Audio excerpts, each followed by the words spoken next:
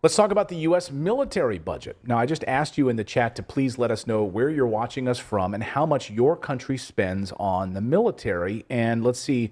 Okay, and Amit says 18 billion in Israel. We're going to have a lot more. 5 billion in Belgium from Albert.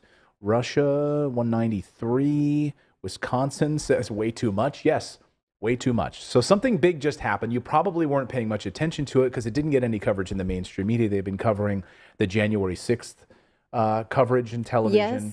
Yes. We had this symbolic protect marriage thing that happened in Congress. There was a vote on protecting same-sex marriage in the House, which is not expected to pass in the Senate. So it acted just as a roll call of values, right, ahead of the November election. So there's a lot of dissent about that bill. Marco Rubio came out today and said he's not voting for it. It's a waste of time. As Glenn Greenwald pointed out, it's just as easy to vote yes on protect like that it is to say no. Like, okay, Marco Rubio, whatever, you're pandering, right?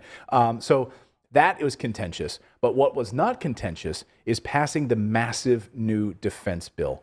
Unbelievable. And the questions that are being thrown around today are we about to face a $1 trillion defense bill? $1 trillion. And as David pointed out, we're probably already there. Like, this is what we're seeing in paper on the Defense Authorization Act. Mm-hmm. But with all of the extra stuff that they spend every year, it's probably already close to $1 trillion, if not has already exceeded $1 trillion. Because a lot of the government contracts can sort of go around this military budget, right? This military budget is how to operating the Pentagon, its salaries for the military, even as it goes up, and up, right? The president proposes one thing, Congress says, oh, just take a few more billion trillions, right? It's fine.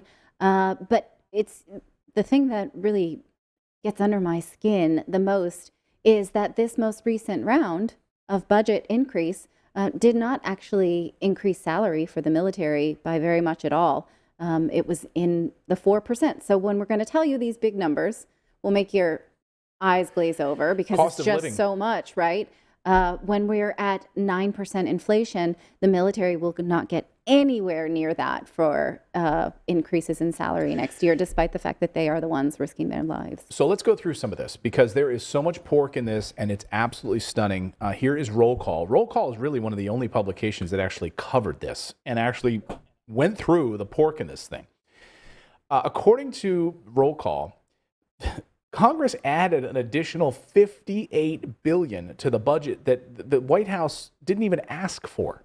They just threw in an extra $58 billion to the budget. They didn't even ask for it. So let's go through what this thing has inside of it because there is all sorts of different stuff inside of this that are all sorts of pork projects. And really quick, can I point out just at the very top, go up to the top again, where it says additions include money for disaster, war in Ukraine, which they just got $59 billion. So they're adding another $58 billion and saying it's for the war in Ukraine. So how much is Ukraine getting?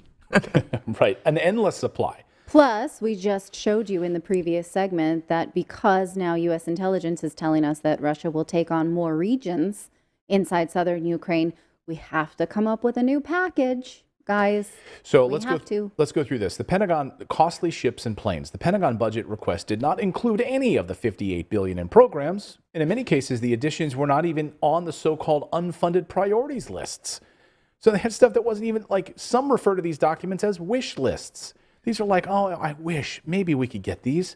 Of particular note are at least half a dozen warships worth in excess of $4 billion that Congress bankrolled in fiscal year 2022, vessels that were not even on the unfunded priority list, let alone on the official budget request. In some cases, the ships are in the Navy's future plans, but Congress insisted that we get them to them earlier. We start working on these things now. Here, look at this. Many of the vessels are built in or near the states and districts of the top Republican of Alabama, Richard Shelby, right? So, of course, these are built there. These are all pork projects for these members of the Senate. The fiscal 2022 omnibus spending bill provided $1.8 billion to begin buying a third destroyer, okay?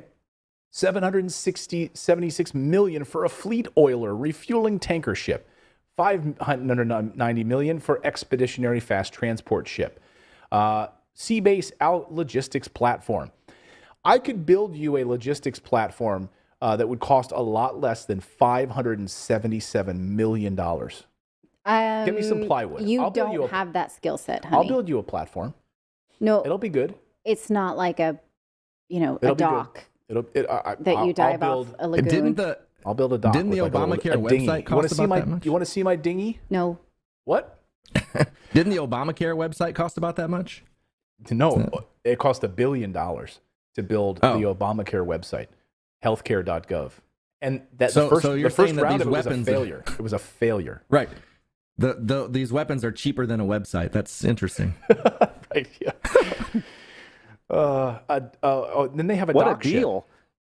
It is a deal. Yeah, it's a steal. $250 million to start buying new parts for an amphibious transport dock ship. $235 million for 3 smaller vessels called ship-to-shore connectors that are designed to ferry troops ashore. And the list goes on and on. National Guard received $1.8 billion to buy new transport planes. Super Hornet fighter jets. The list is endless. Classified programs, $2 billion plus for classified programs. That's above the amount that the Pentagon actually wanted, more than the Pentagon wanted for their classified programs. Interesting. Probably it's the UFO reverse engineering programs out of Wright-Patterson Air Force Base. Yes. Well, okay. Yeah, I mean, Colonel Corso was working on those many years ago. The pot of Pentagon money includes a more than $25 billion increase for the department that was agreed to by Congress earlier this year and signed into March by President Biden. This is on top of the $742 billion. Wait, what department? The pot includes $25 billion increase for the department that was agreed to by Congress. Oh, okay. I thought it was a new department, the way you said it. Might as well. Ooh, what department is that? Disinformation? Yeah. I mean, this is unbelievable that they are moving in this direction. So it's an unbelievable amount of money. And Matt Taibbi, earlier this afternoon, wrote a great piece. He's a fantastic independent journalist. He tweeted this. He said, the most obscene defense bill in history passed, and earmarks made a triumphant return.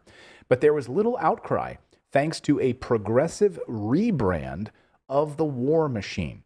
And basically, he talks about how there was, in 2006, there was massive hue and cry about all of the pork and all of the just corruption and pork projects that went into these defense bills, right? And at the time, that additional money was about $23 billion.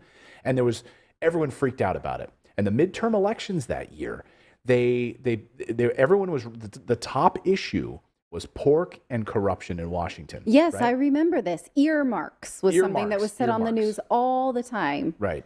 Yeah. And so what happened, right? People got thrown out of office because of it. American people were like, enough with these earmarks and these pork projects, this bridge to nowhere. Remember all of that? Well, guess what? So that $23 billion back then, that was the thing, that was the impetus for us throwing all of these corrupt politicians out of Washington. Now, that 23 is now $58 billion. And there's not even a whisper about it. There's not even a whisper. And you want to talk about Matt Taibbi's piece? Because he lays out in this piece the rebranding specifically and why this works now. The neoconservative rebrand here is like, instead of calling it what it was, let me pull it up here on the screen. This was Matt Taibbi's piece. Where is it? Sorry. Well, and previously we could sort of mention wars where there were, people didn't sort of, I guess the narrative was, well, we expect there to be war in Syria or Ethiopia or whatever, right? Oh, but we didn't anticipate a war in Ukraine. That seems a little bit more close to home. So we're okay with it now that we have a conflict that we all care about. Before, not so much. Interesting that, the U.S. is in the top 3 for countries that spend most per person on the military. This was in 2020. These numbers haven't come out yet, right? So in 2020, when the budget was, just a couple billion less than this, right? The United States was spending about $2,405 per person on military defense budget, right? So that doesn't mean that the United States reaches into its pocket and pays that. You do, right? So if your tax bill is around the $2,000 or $3,000 mark, that's basically what you're paying for. Unbelievable. Is war.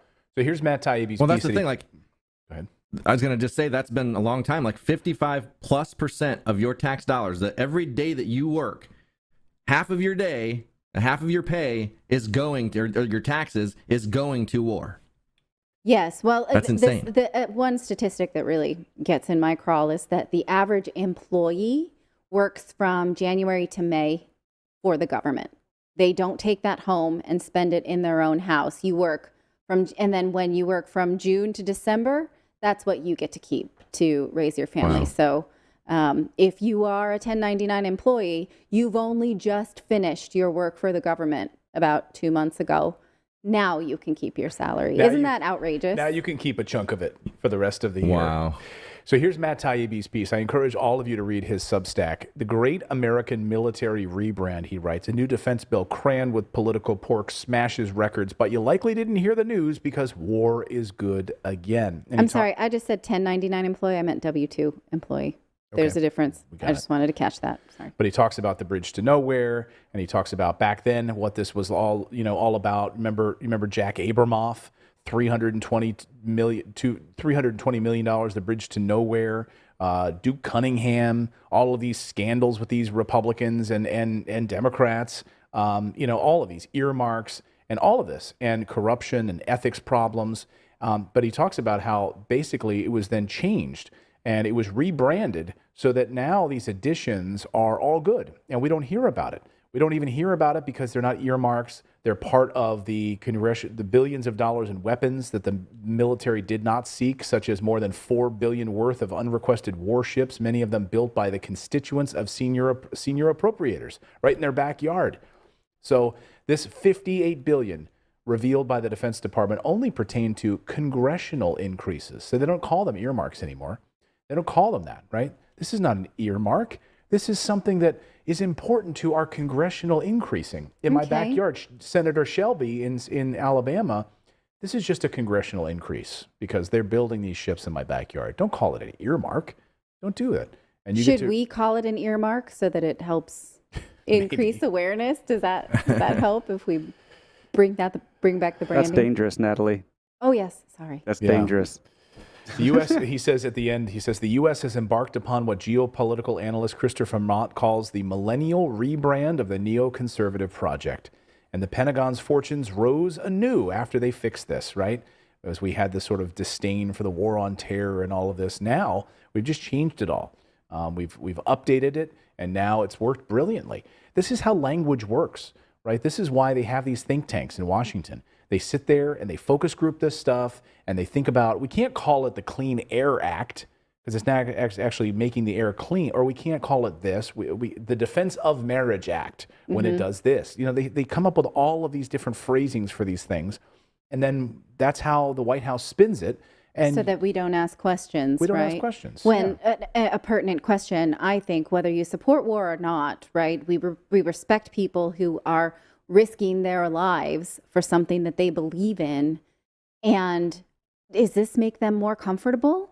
Does this make their sacrifice more worth it? Does this protect their families better? The answer is usually no, right? It's not for them. It's for a bunch of toys, military toys that kill people. A lot of people in our chat, like SCVM says doublespeak, and Velocity Raptor says it's called Orwellian Doublespeak. Yes. Yeah. So we don't know what it is, right? I mean, famously, like the Clean Air Act, I think it was under Bush, George W. Bush, it actually made the air dirtier, right? And it was brilliant. Yeah. It was brilliant branding on their part because, so imagine the campaign ads, right? If you voted against the Clean Air Act, right? The act itself actually made the air dirtier. So if you voted against the Clean Air Act, imagine the advertisements that they would run against you. Clayton Morris ran against the Clean Air Act. He voted against the Clean Air Act. Vote for John Smith. He supports clean air. You're like, well, but no, wait a second. You don't understand because the Clean Air Act actually made the air dirtier. It doesn't matter. That's what they called it. So you voted against it? They're brilliant, these guys, these corrupt politicians. Unbelievable. What's funny, just as an aside to the Clean Air Act, that was... there were things included in it, so they called it the Clean Air Act, but it had like things like safe level, what the government considered a safe level of mercury in the air, in which there is no safe level of mercury in the air. Like there is no safe level, but they had to come out and say, well, this is what we consider a safe level. And it's like, there isn't one. There isn't one. But, because of the Clean Air Act, it's like, no, we had to work with these businesses on this. So this is the acceptable, it's basically like, this is the acceptable risk to our population that we will take. For these businesses to continue to pump this out. Oh. Yeah. And it's always like under this, like, so it's just like the CARES Act. They passed the CARES Act. Like, we care about the American people. We want you to know we care. So here's, like, I don't know, 800 billion. I can't remember what went to the United States people, the citizens, but 5 trillion was transferred to the largest 800 corporations. It was the largest transfer of wealth. So they named these bills, these nefarious things, to be like, well, if you don't pass this bill, you don't care about the American people, even though the American people are getting this much of it and the corporations are getting this much.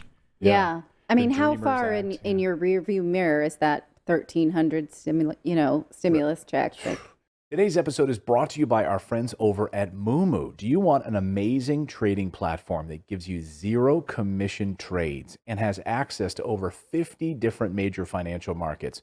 Yeah, that's Moomoo. And they are a NASDAQ listed company with a market value of $6 billion. This is no small brokerage. And they just added their Australian market. That's right. So all of our Australian listeners, go ahead and sign up. We'll have a link in our description and how you can get up to $25,000 in free stocks. That's right. 10 free stocks when you open an account plus an 11th bonus stock. What I love about Moomoo is how easy it is. The platform is clean, easy, and simple. They've got up-to-the-minute news alerts so you can sign up for your favorite stocks and get news that's relevant to you and your trading. They've got an entire university built in. So if you're new to trading, you're new to investing, just go through and take some of their free courses that are inside of the Moomoo platform.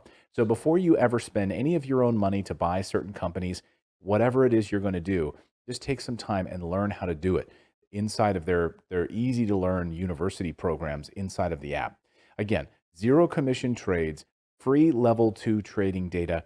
It's an amazing platform. You all should be checking it out right now. Just go to redacted.inc/Moomoo today to get those free bonus stocks.